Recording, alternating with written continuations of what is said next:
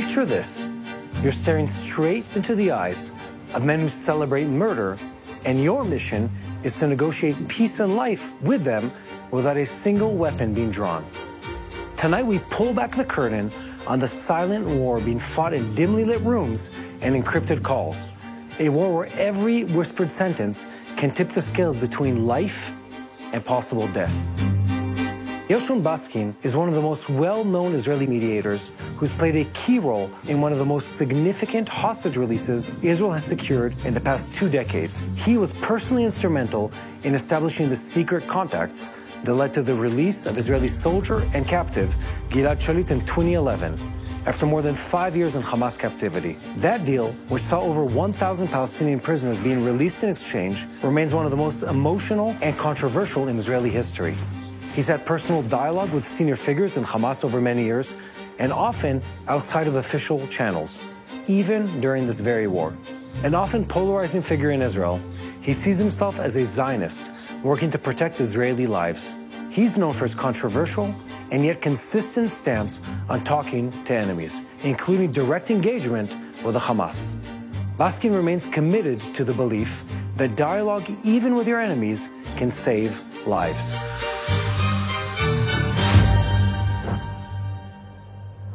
So Gershon, thank you for being with us today. Thank you. Gershon, I'm going to start from the end.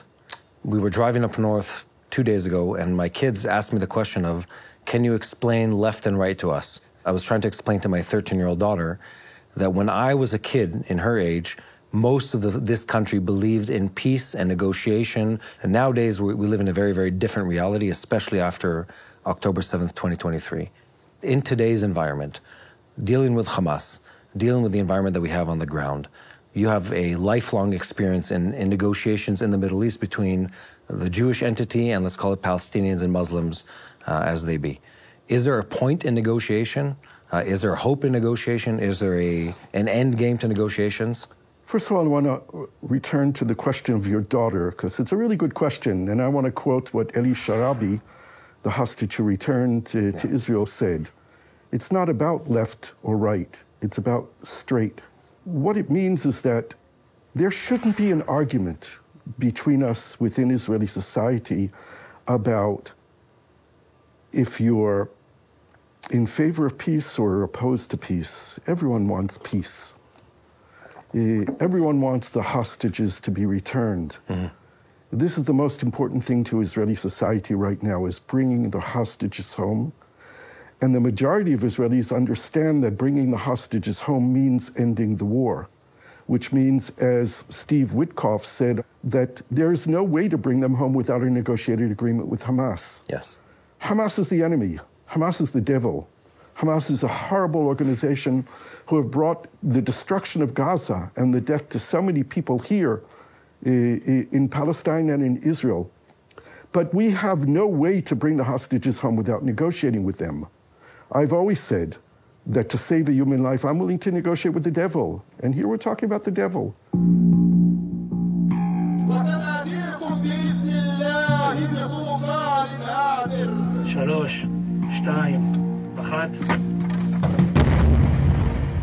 הנחיתי את צה"ל להגביר עוד יותר את הלחץ על חמאס. There's no question about it. We have to negotiate with them. And in order to negotiate with them, you can't destroy them first. These two goals of Israel in this war, to destroy Hamas and to bring the hostages home, don't go together.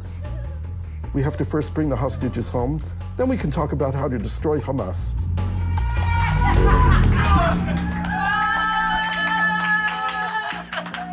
We're right now back into, let's call it limited warfare in the Gaza Strip.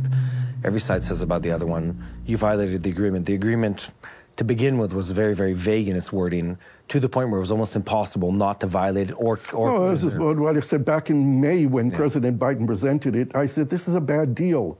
And they asked me, why is it a bad deal? I said that any deal which is going to extend over a period of months has 1,000 exit points from it. 1,000 points where each side can violate the agreement, breach the agreement, and bring about its end. And that's what happened. So I'm making this point because you lay this foundational claim of, look, it's almost impossible to achieve the goals that we've stated during... Not only that, I would say, listen, when the agreement was signed, and we saw those horrific ceremonies that the Hamas put on, Yeah. My comment was, forget about the Hollywood productions that they were doing. We need to recognize that if they weren't there and in charge, There would be nothing. there wouldn't be any hostages coming back. Yeah. So in a way, we want to destroy them, but on the other hand, we need them there at least until we recover the hostages. Yeah, that brings us to present day. And right now we still have a relatively large number of hostages within the Gaza Strip.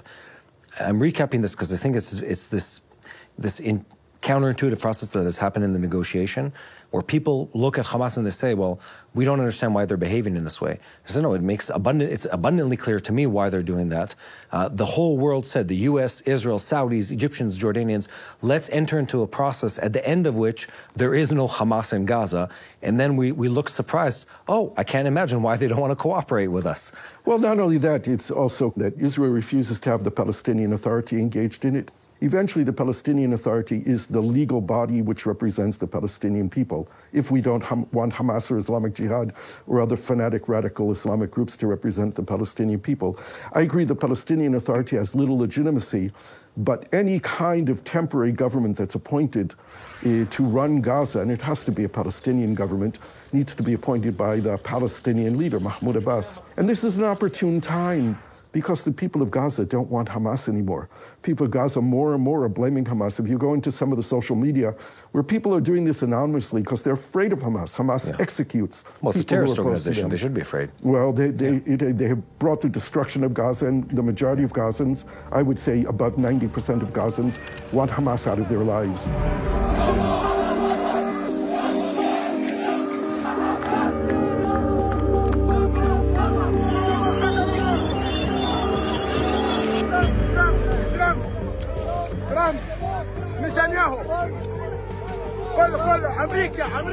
What Israel doesn't understand is the more we hit them, the more fire we use on them, the more military activities we use them, the easier it is for Hamas to draft new enlistees, which is what they've been doing. You pay some 16, 17-year-olds $200, you give them a nice shiny uniform and a gun, and you have 10,000, 20,000, 30,000 new recruits.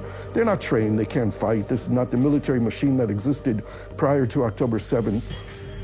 But if the Israeli army is going to be in Gaza, they have targets, and they will shoot at those targets, and we will have more Israeli casualties. So I want to take this to a practical place.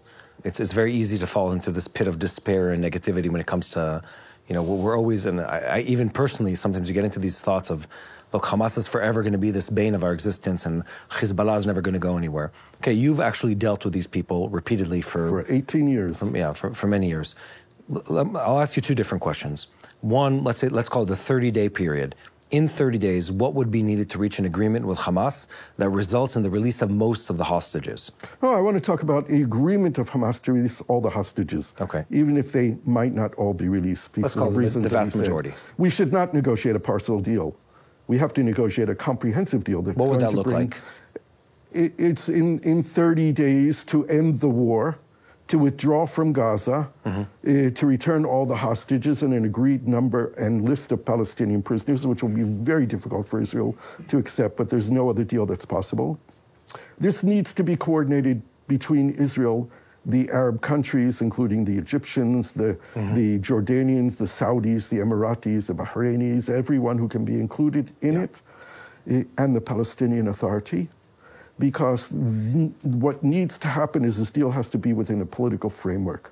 The political framework has to include the plan for the reconstruction of Gaza. And that means that there has to be legitimate Palestinian governance in Gaza, not an Israeli military occupation of Gaza, because that won't work. That will lead to a continuation of the war, the fighting, and the inability of all of us in the region, including Israel, to move on, to remove Hamas. So you're saying short term there is an agreement that can be reached. Then I think long term the big question is, okay, we have this problem that's called Hamas. Hamas is a radical and radicalizing entity. It creates extremism, it creates violence, it creates death and destruction for the population that it governs. Long term, what kind of solution can there be where in the end of the day my kids don't go to war fighting in the Gaza Strip against Hamas? Look, in the big picture, we have to go back to talking about a two-state solution. Even when this war ends, there remain 7 million Palestinian Arabs and 7 million Israeli Jews living on this land between the Jordan River and the Mediterranean Sea. and they're not going away. We, Israeli Jews, will not give up our right for self-determination, for freedom, for dignity, for security in a state of our own, nor will the Palestinians. And we need to confront that. Though there is no one-state solution, there is no United States of Israel-Palestine, because for over 100 years we've been fighting, dying, and willing to kill for a territorial expression of our identity on both sides of this conflict. We have to come to the conclusion that everyone living between the river and the sea has the same right to the same rights. That's a principle that we need to begin with. And then I would advise, from lessons learned from the failure of making peace, that we begin not with the drawing of borders. That's a foregone conclusion. It's going to be based on the 1967 line, and it doesn't matter right now exactly where we draw that line. What's most important is that we come to an agreement that we're going to change what we teach our children. Any renewed peace process has to begin with education. I want to explain the process that you're describing, because people outside of Israel don't know about this. Okay. Again, going back to a conversation, spent many hours in the car with my kids over the weekend, and I was trying to explain to them that when I was a kid, myself and my siblings would walk into the neighboring Arab village. And it wasn't a reckless thing to do. It was common practice. Mm-hmm. You'd walk over. We'd, as 10-year-olds, 12-year-olds, would go grocery shopping in a Palestinian village. That village today has a huge sign in the entrance to it, a red sign that says you are entering A territories or B territories, depending what part of it you're going into.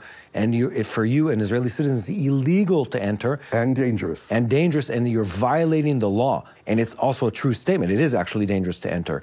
And what happened was I do it all the time. I know, I do it too, but as a general law for the public, yes. It used to be safe, and it is no longer safe. We went through this process as an Israeli society where we were disillusioned with the concept of peace for land with the Palestinians for various reasons, right or wrong, it sort of doesn't even matter at this point. And the Palestinian society went through a radicalization process and also a separation process of Israeli society, where one generation spoke Hebrew, worked with Israelis, understood our society to a certain degree, and the following generation didn't speak Hebrew, was radicalized in the school system, and many of them, and I've met these people in person many times, grew up with this mindset where they've never encountered an Israeli outside of the context of what they call occupation, what we call our security apparatus. Right. So it's terrible process of separation, where now, to bring, to your point of education, to even bring people back to talk, you'd have to do this whole generation of bridging the gap of knowledge, understanding, fear that's been built up between sides. Even for the knowledge and understanding, there's the willingness to know something about the people you're living next door to. It is absolutely insane that every Israeli doesn't learn Arabic from grade 1, and every Palestinian doesn't learn Hebrew from grade 1. There's no window into the other side. So we have a lot of things that we need to do. And when we get back to the business of making peace, this has to be a foundation stone that we build on. Then we can talk about Jerusalem and refugees and borders and security and economic relations, but we really need a new foundation stone on which we have to build. We're living in trauma. For the Jewish people, October 7th was the biggest trauma since the Holocaust. I believe that everything that's happened since October 7th to the Palestinians is more traumatic to them than the Nakba of 1948. And you can't expect people to be able to even see beyond tomorrow when we're living in this trauma. But we fought so many wars that we called the war of no choice. It's time for us to begin to think about the peace of no choice. If you've stuck with us so far, you must be interested in this content. So take just a second, pause the video, like, share, and subscribe. Why do we do that? Because it makes a whole lot of difference for us, both with the YouTube algorithm and secondly, with getting our message out to the world. The more you like, the more you share, the more you subscribe, more people around the world will be told that this is content they should engage with. And what we care about here at TBN Israel is getting the truth out from Israel to the corners of the earth. So be a partner and help us get the message across to more people. We make these statements of, we can't negotiate with these people and we can negotiate with these people. We always do negotiate with them. Yeah, we always negotiate with the terrorists. And there's more to that, though. I feel like we were having a conversation prior to October 7th, 23, a negotiation with an entity that doesn't exist on the other side. And it sounded something like this. It sounded like they call for a resistance that is violent against the state of Israel. They call for a radical Islamic governance of the people, of the Palestinian people. And this is their MO. They're very, very clear about it. We hear them and we say in response to that, No, you don't really know what you want. You want McDonald's and you want job opportunity and you want to wear jeans. And if you have that and you have money, you'll relinquish the path of resistance. We've been proven to be incredibly wrong in reading them as a society and understanding them. Right now, we're fighting against a terrorist organization that controls the Gaza Strip. How does one negotiate with an organization that says, Gershon, you have all the right to be here, but I just want to be clear about my end goal is that you cease to exist as an entity altogether? Look, there are so many contradictions in all of these statements that have been made by both sides here. Now, Israel was negotiating all these years for the release of 4 Israelis, the bodies of 2 soldiers, Oron Shaul and Hadar Golden, and 2 living civilians, Avera Mengistu and Hisham Asayid, who were both not mentally well and wandered into Gaza on their own and were held by Hamas. Hamas demanded that Israel release prisoners who were serving life sentences for killing Israelis. I know because I carried the messages back and forth to Hamas directly, and Israel was not willing to release even a single prisoner who had killed an Israeli. I brought the Israeli... Up till recently. Up till October 7th. Of course, October 7th changed. And again, I think this is sort of... We say these statements, and then we were 100%, solid in following through on it, except for when we're not. And when we're not is Gilad... Well, we don't have a choice. No, that's not true. Well, Gilad Shalit was absolutely a choice. When I would sit with the Israeli negotiating team, the people responsible in the Ministry of Defense and the Prime Minister's office, they would always say to me, there's not going to be another Shalit release. And this is the message that I gave to Hamas from all those years, from 2014 when I restarted negotiating for the release of hostages in Gaza. And the message was there's not going to be another Shalit release. Well, there was. Of course there was, because after October 7th, we had a whole different parameters that we had never experienced before. People that didn't experience the Gilad Shalit era, I think most of our viewers wouldn't know all the details of it. שלום, אני גלעד בנועם ואביב השליט. אני מקווה ומחכה כבר תקופה ארוכה ליום שבו ישתחרר. אני מקווה שהממשלה הנוכחית בראשות בנימין נתניהו לא תבזבז כעת את ההזדמנות להגיע לסיכום העסקה. Time passes and the windows of opportunities run out. The release of Gilad Shalit is more than words. The release of any Palestinian prisoner is good news. We always pay too high a price for this in these type of situations.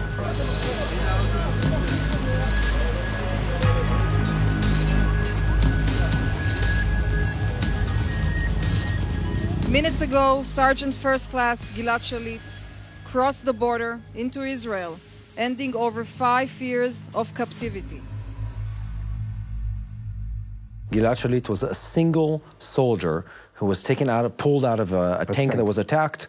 The guy said what was it? How many years was he in captivity? 5 years and 4 months. Okay, you know the facts better than I do. 5 years and 4 months. There was a huge public outcry and movement in Israel. Up to 80% of the Israelis supported the deal at the end that released 1,027 Palestinian prisoners, from which more than 300 of them had killed Israelis, including 4 people who were responsible for killing my wife's first cousin. Yeah, and including the, now deceased leader of Hamas Gaza. Right. Yahya Sinwar was released in the deal. By the way, Yahya Sinwar was not considered by the Israeli security to be the primary risk in that release, because Yahya Sinwar was serving 4 life sentences for killing Palestinians. Yeah. He didn't kill Israelis, so the Israeli security people didn't think he was such a big threat. I just finished reserves like 4 days ago, another round yet again. And I remember reading through the list of, I think it was one of the last rounds of the terrorists that were released. And for me, it was this, I literally, it was like a physical flashback. It's very difficult. It was really rough. For us to see I just want to finish who those people were. You live in Jerusalem. I lived in Jerusalem at the time when I was a teenager. And there were names of people who were the masterminds behind buses that blew up in our cities and countless terrorist attacks. And I had a physical reaction just recounting how terrible that season was.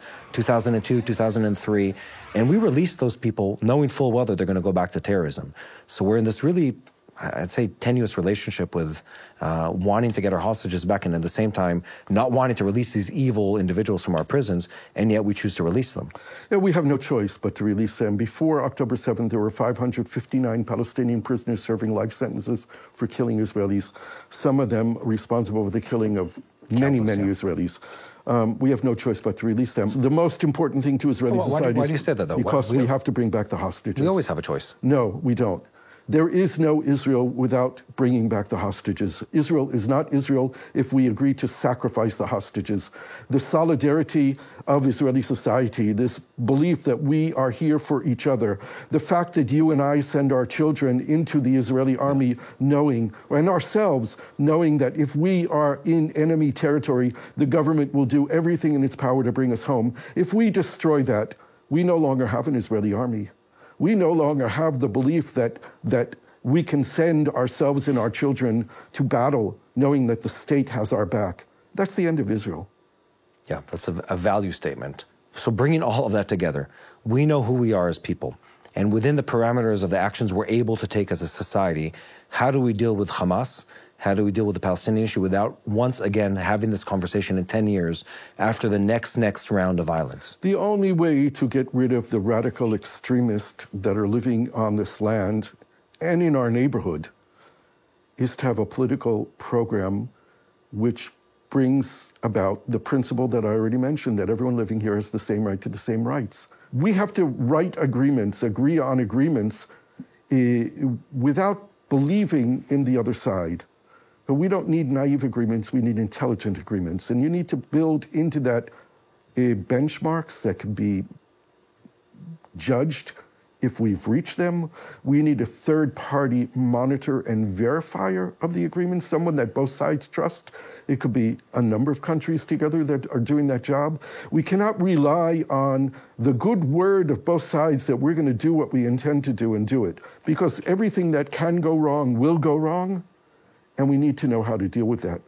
I want to sort of start wrapping this up with a statement and then a question. The statement is one of, let's call it the falsehoods that I hear often used is there is no solution to the Israeli-Palestinian conflict. It's the most violent, it's the longest. All of it is a lie. There have been much greater conflicts in casualty numbers. There have been much longer conflicts that have been resolved. There have been much more violent conflicts that have been resolved everywhere around the world. But this conflict is ours. Yeah, it's ours and it's special and we feel special about it. And there have even been many other conflicts that are religiously loaded and ethnically loaded. So there is a fix to almost every of these issues. How do we break this cycle? What is it that our government needs to do to change this? And I'd make it even harder by saying, do we have the leadership in Israel? And do the Palestinians or the Hamas people have the leadership that is required to project into the future honestly to get to that kind of agreement? Yeah, I think you hit the nail on the head with your last part of the question, because the issue is leadership. We need leaders who shape public opinion, who know where they want to go and have a way of getting us there. We need leaders who from the outset project a reality that recognize that there's another people living on this land. Yeah. I know some Palestinian leaders like this, and in fact, a good friend of mine who often says, when he talks to Jewish audiences, he says, listen, I'm a Muslim. I have to recognize that the Jewish people on this land have a connection to this land. Yeah. It's written in our Holy Quran. We can't deny it. But I want to remind you, Jewish people, that you were never here alone. There were always others in the land. And today, we're the others. So this is the kind of leadership that we need to hear. We need Israeli leaders who are going to say, there's another people living in this land, and they have a right to be here. They've been here for centuries, and we need to deal with that reality. You know, the Palestinian scholar at Columbia University, Rashid Khalidi, wrote in his last book, The 100-Year War on Palestine, he wrote in his book, somewhere towards the end of the book, he said that we Palestinians can never recognize the legitimacy of Zionism. Don't even ask us to do it. We can't. But we have to recognize the reality of Israel. Israel is here. We can't ignore it. We make it, wish it away. It's going to remain here. And the people who are in the state of Israel are the Jewish people, and they're connected to this land. You know, meet Palestinians all the time, lecture to groups of Palestinians, lecture to groups of Israelis, and they all say the same thing. They say, I want peace, but they don't. And you hear this from Israelis and Palestinians, and the question is, how do we break that? I think there's a conversation that hasn't yet happened in Israeli society. I think it's going to be much later coming in the Palestinian society from what we've seen from history, which is one of personal honesty. I remember my reaction on October 7th, and the reaction of the people. It was a reaction of fear, shame, public humiliation. And anger. Yeah, and well, anger is what came out of it. And then it was this righteous indignation, righteous desire for retribution against the aggressors. And then it switched. I spent over 6 months in the army in the beginning of the war, and I remember sort of like the overall sentiment changing from one that was like self-protection to vengeance. Yeah. And it is understandable, but there's a problem with it in the sense that you lose the understanding of the other side when you do that, and you lose the humanity of the other side when you do that. And in my mind, and we've spent a lot of time here talking about these things, I think there's only one sort of like righteous and correct path. And it's one of absolute humanity on the personal level, of recognizing, to your point, that every man is created in God's image, that every man has a right to life and a right to quality of life.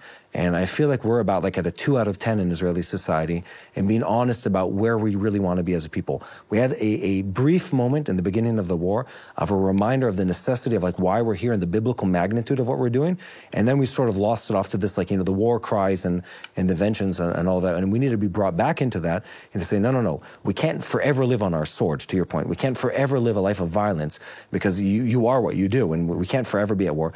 What's the next step of this? And then, to your point, the leadership, which is you need the leaders to say, and it's usually against the advice of the people, we need to go there. And people say, no, that's impossible. You can't do that. And say, no, we need to go there. That's the people we are. Those people, the people that we're not yet today, and to extend people's faith in that, to extend people's belief in that, and then slowly over time reach that conclusion. And one more thought on history is people think that in the, let's call the peace processes of this region, it was all Israel and maybe the U.S. that were involved in it. That's not true. There were very brave Arab leaders who were the triggers for the peace of this region. Yep. The leaders of Egypt and the leaders of Jordan specifically. Multiple people, by the way, paid for their life or almost paid for their life. But you have Sadat that comes to Israel and speaks in the Knesset. And changed public opinion in Israel overnight. And he comes and says we face peace, and the Israeli public, who had never before thought it possible, changes overnight into believing in peace. No one can forget the vision of King Hussein when he came here to Beit Shemesh and got down on his knees before the mothers of the girls who were killed by a Jordanian soldier. The humility and empathy of King Hussein at that moment touched the hearts of every Israeli, even people who may have not supported peace with Jordan or peace with the Palestinians. It was a humanizing moment.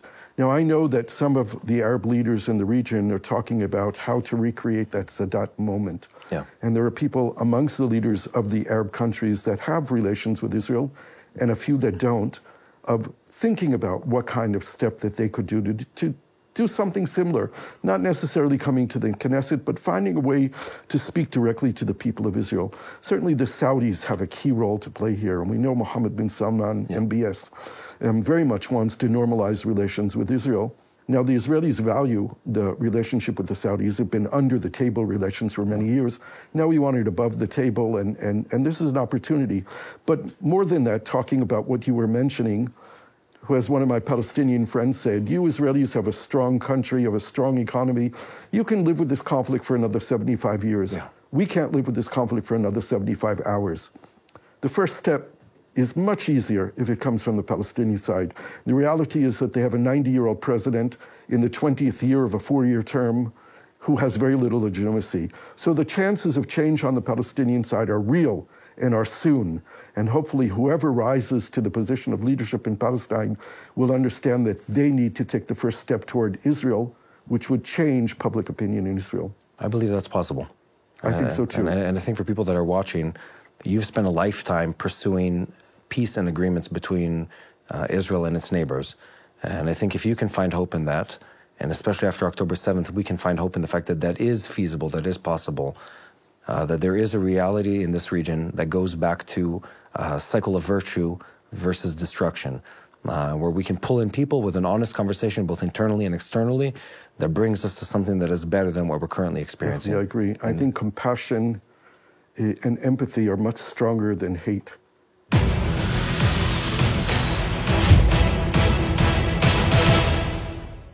Hello, this is Mati here in Jerusalem with TBN Israel. This is Yair Pinto from TBN Israel here in Jerusalem. TBN Israel is keeping viewers informed with Israel-focused news, culture, and what God is doing in this land. Support TBN Israel today online at tbn.org/Israel. Thank you.